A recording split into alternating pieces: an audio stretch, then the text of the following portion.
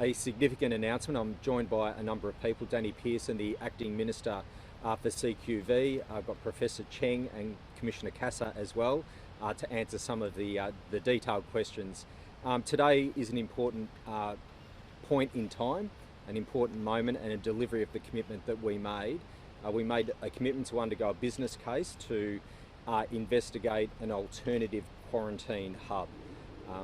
That work has been finalised, and as I indicated earlier in the week, we're now in a position to talk about location and to talk about next steps in terms of this very important transition initiative to improve the safety of our community. So this is about an alternative quarantine hub.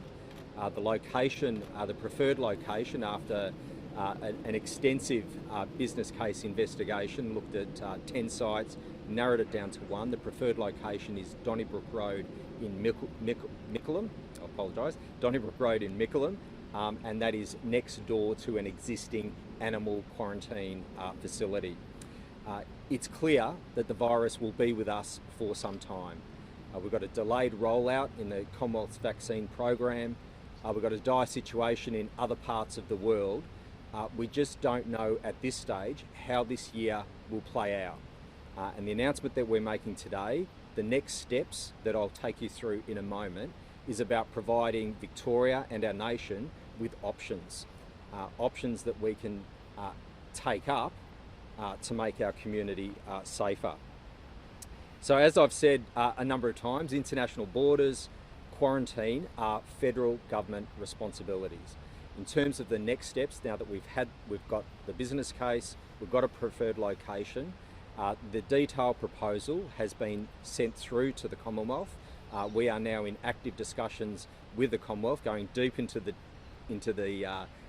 thinking, into the design, and the recommendations of these next steps. The request to the Commonwealth is that they pay for the construction of this facility and ultimately take ownership of this facility. As I've said, this is a Commonwealth responsibility, and just like Howard Springs, it should be owned by the Commonwealth. Importantly though, the proposal is that it would be operated by CQV, and that's why we have the Minister and Commissioner Casa here. The proposal is that initially it will be a 500-bed facility.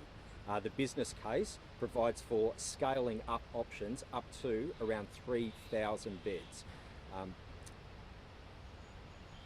To ensure that we don't waste any time whilst the Commonwealth is considering the proposal and the business case, the project proposal, to ensure we don't waste any time, the Victorian Government is going to crack on and do the detailed design and planning. So the business case outlines that roughly 4 months or so to do the detailed design and planning, 4 months for construction. So if this goes ahead, we can have this facility open by the end of the year. The 4 months for detailed design and planning, it may be expedited by Commonwealth planning controls because this is Commonwealth land in terms of the preferred location, but roughly 4 months for detailed design and planning, 4 months for construction. The detailed design and planning will cost in the order of $15 million. The state will bear that cost and will do this work. This is a no regrets piece of work. So by September will be the go or no go decision. And that'll be based on what does the world look like in September of this year. The success of our vaccine rollout, the efficacy of the vaccine in terms of transmission, the worldwide situation, decisions that have been made in terms of border control and quarantine, all of those will be considered in September for a decision whether or not to proceed with construction. So today we're announcing preferred location, Donnybrook Road in Mickleham, next to an animal quarantine facility. We're announcing that we are now engaged with the Commonwealth. We're requesting them to pay for the construction and take ultimate ownership. The state will proceed immediately to planning and design for all of us to be in a position in September for a go or no-go decision. So this is an extremely important announcement that we're making. When we took up the responsibility of hotel quarantine, all states and territories over 12 months ago, it was on the basis that we needed to step up because there was no existing large-scale Commonwealth quarantine facility.